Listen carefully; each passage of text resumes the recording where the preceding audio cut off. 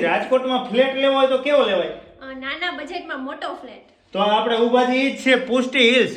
અહીંયા જો પેલા તો આવી રીતે આપણે લિવિંગ એરિયા આવી જાય, સામે સ્ટેન્ડિંગ બાલ્કની આવી જાય, આવી રીતે અહીંયા સોફા ખુરશી રાખી દઈને બેસવાની કેવી મજા આવે, આવી રીતે મસ્ત મજાની. અને તમારી પાસે ટીવી હોય તો અહીંયા સામે ટીવી યુનિટ આવી રીતે રાખી દેવાનું. અહીંયા આવો એટલે જો તારે પહેલાં તો રાંધવાની ને એવી બધી ચિંતા હોય ને તો અહીંયા વિશાળ કિચન છે. જો આ કિચન, અને ઊભા બેઠા બેઠા જમવું હોય તો અહીંયા ડાઇનિંગ એરિયા છે, અહીંયા ડાઇનિંગ ટેબલ રાખી દેવાનું. આ બાજુ તું આગળ આવ ને એટલે જો અહીંયા ખોલ, અહીંયા જો ખોલ ને એટલે વોશ એરિયા છે. તમને પહેલાં બધાને એક લેડીઝને એક ચિંતા હોય વાસણ ક્યાં ઉટકવા, તો વાસણ અહીંયાથી તમારે સાફ કરી નાખવાના. અહીંયા વોશ એરિયા છે. પછી આ બાજુ આવો ને ખુશી જો અહીંયા રૂમ આવી જાય.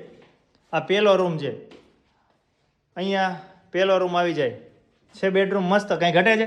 ના, બહુ મસ્ત છે. પછી આનું અહીંયા એક કોમન વોશરૂમ આપેલું છે.